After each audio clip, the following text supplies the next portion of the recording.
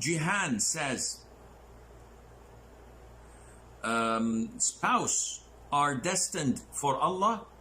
Is this hadith true? I always get this question and I wonder what is meant by it. So after some pondering, I think that a lot of the people try to comfort themselves when they say that a potential suitor came and left, and we regret that he or she rejected our proposal. So in order to comfort themselves, they say that spouses are destined and by Allah Azza wa Jal. So this was not meant to be, so it will not happen. Also, when a woman marries a man and he's abusive or he's not practicing, she goes to the elders and complains, seeking advice, seeking divorce, and they comfort her by saying, it's destined by Allah, you have to live with it.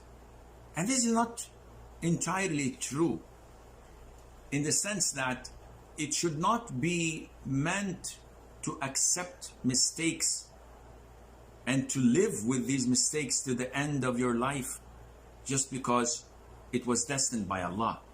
No, Allah Azza wa Jal tells us to seek a cure and solve our problems.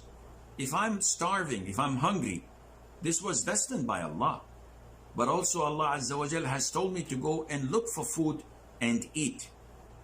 If a woman has an abusive husband, or someone who does not practice, or someone who oppresses her when it comes to religious practices, we don't tell her it's destined by Allah, keep your mouth shut and live like a slave. No.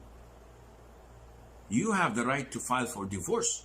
You have the right to go to the police and complain about his physical abuse if you can back this up with evidences, medical reports, etc. You have the right to file for khul' if he is not suitable for you and to your family and to your children. So yes, marriage is destined by Allah. Your spouse is destined by Allah. But so is your divorce, so is dying, so is illnesses, so is everything that happens in this world.